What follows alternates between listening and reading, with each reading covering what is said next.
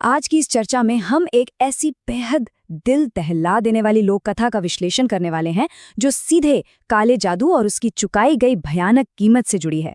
चलिए जानते हैं कि कैसे कानपुर के एक बिल्कुल आम परिवार की जिंदगी सिर्फ एक गलत फैसले से पूरी तरह तबाह हो जाती है। कौवे कभी भूलते नहीं और वो कभी माफ नहीं करते। सोर्स मटेरियल की शुरुआत में ही दी गई ये चेतावनी आगे आने वाले खतरे की पूरी बुनियाद रखती है। ये सिर्फ कहने की बात नहीं है, बल्कि इस पूरी कहानी का सबसे अहम नियम है। एक बार जो शर्त तय हो गई, उसमें किसी को कोई छूट नहीं मिलती। तो आखिर इस सब की शुरुआत हुई कैसे? एक तरफ अजितेश की असलियत थी, कानपुर के गोविंदनगर में डूबा हुआ कपड़े का छोटा सा गोडाउन, सर पर एक ऐसा कर्ज जो खत्म ही नहीं हो रहा था, और घर में एक भयानक खामोशी। दूसरी तरफ था उसका बड़ा भाई सुरेश, जो लखनऊ में एक अमीर बिजनेसमैन था, जिसके पास बड़ा घर और गाड़ी सब था। जब भी सुरेश आता, उसकी नजरों का वो तरस अजितेश को अंदर तक तोड़ देता था, और यही वो गहरी निराशा थी जिसने अजितेश को उस अंधेरे रास्ते पर चलने के लिए मजबूर कर दिया। फिर एक सर्दियों की घनी धुंध भरी रात में इस मोहल्ले में एक तांत्रिक का आगमन होता है।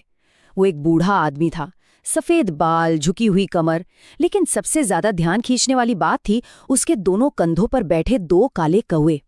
वो चिल्लाता हुआ घूम रहा था कि अपनी फूटी किस्मत को बदलो। उस घनी धुंध में उस तांत्रिक और उसके कौवों की आंखें अजीब तरीके से चमक रही थी।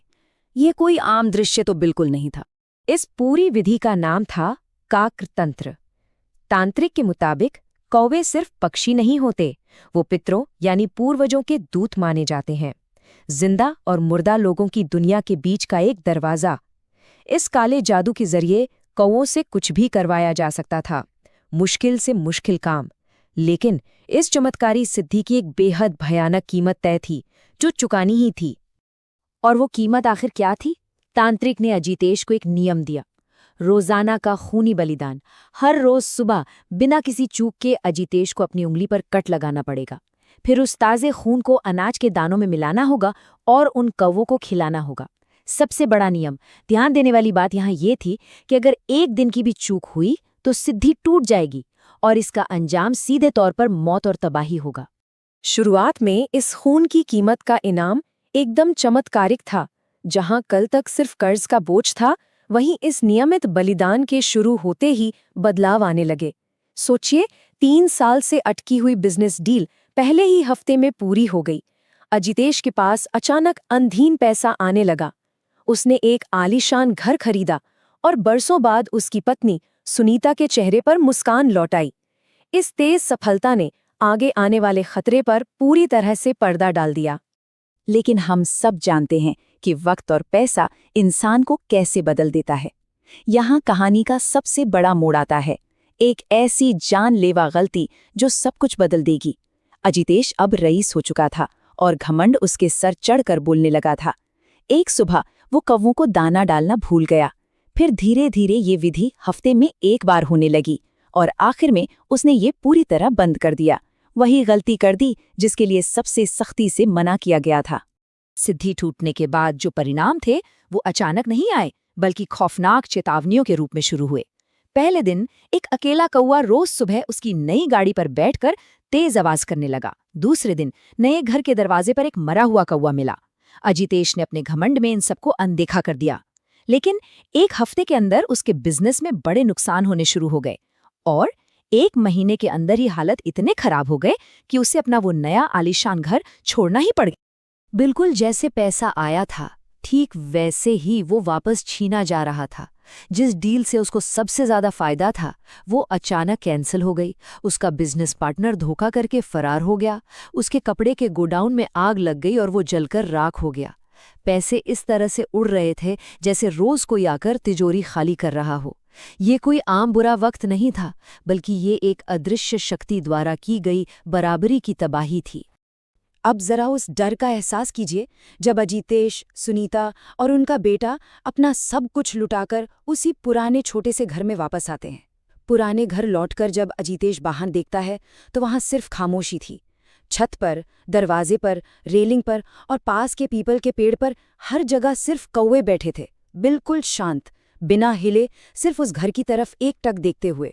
ऐसा लग रहा था जैसे उन्हें पहले से पता था कि ये दिन आएगा और वो वापस लौटेगा। और उस खामोशी के बाद जो रात आई वो तो और भी खौफनाक थी।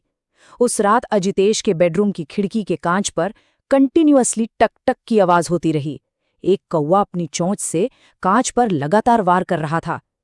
जब अजितेश ने ध्यान से देखा तो उस घने अंधेरे में उस कौवे की लाल आंखें चमक रही थी और वो बिना पल के झपकाए उसे घूरे जा रही थी। खतरा अब सिर्फ पैसों का नहीं रह गया था, अब बात सीधे उनकी जान पर आ गई थी। बाहर मंडराते इस खतरे के बीच इन अदृश्य शक्तियों ने अब अपना रुख घर के अंदर की तरफ मोड़ लिया था। अजितेश का 15 साल का बेटा पूरी तरह बदल गया। वो हद से ज्यादा शांत और अलग थलग रहने लगा। अगर कोई उससे कुछ पूछता तो वो किसी जानवर की तरह गुर्राता। दिन रात वो सिर्फ अपनी कॉपी में काले कौओं के चित्र बनाता रहता था। उसके हाथ हमेशा के लिए काले क्रेयॉन से रंग गए थे। श्राप अब सीधे उनके परिवार के अंदर घुसपैठ कर चुका था। इसके बाद एक ऐसी रात आई जिसने अजितेश को अंदर तक हिलाकर रख दिया। शीशे के सामने खड़े होकर जब उसने अपनी गर्दन देखी तो वहां निशान थे, गहरे काले निशान जो बिल्कुल किसी कौवे की चोंच के वार जैसे लग रहे थे। ये निशान उसकी स्किन पर कब और कैसे आए इसका किसी को कोई अंदाजा नहीं था। इन निशानों ने यह साबित कर दिया था कि बचाव की अदृश्य दीवार अब पूरी तरह से टूट चुकी है। इस घबराहट में अजितेश वापस उसी तांत्रिक को ढूंढने गया, पर वहां जो उसे मिला वो और भी भयंकर था। तांत्रिक वहां फर्श पर अधमरा पड़ा था।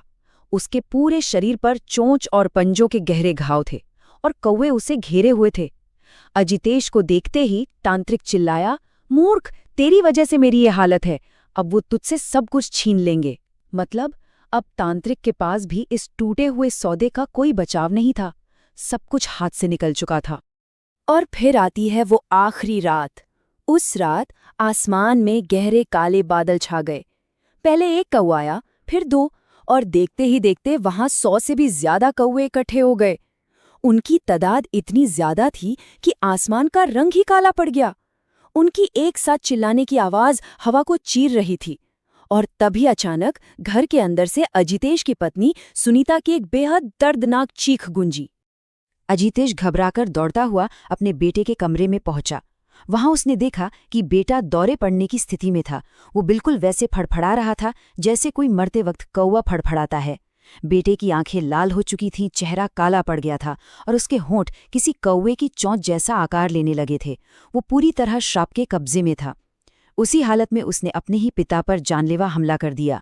तभी बाहर से वो सैकड़ों कौवों का झुंड घर के अंदर घुस आया और उन्होंने अजितेश को पूरी तरह नोच लिया। श्राप का चक्र अब पूरा हो चुका था। इस पूरी कहानी के अंत में सुनीता किसी तरह बचकर निकलने में कामयाब तो रहीं, पर उनका वो आलीशान सपना आज एक खंडर बन चुका है। एक ऐसा खंडर जिसके ऊपर आज भी 100 से ज्यादा कौवों का झुंड मंडराता रहता है। ये पूरा विश्लेषण हमारे सामने एक आखिरी सवाल खड़ा करता है। क्या सफलता का शॉर्टकट ढूंढने की कीमत हमेशा खून से ही चुकानी पड़ती है, जहां कर्म और उसके अंजाम ठीक उन कौवों की तरह कभी कुछ नहीं भूलते? आशा है इस चर्चा से इस कथा के गहरे मायने समझने में मदद मिली होगी। अगली ऐसी ही किसी चर्चा तक के लिए अपना ध्यान रखें।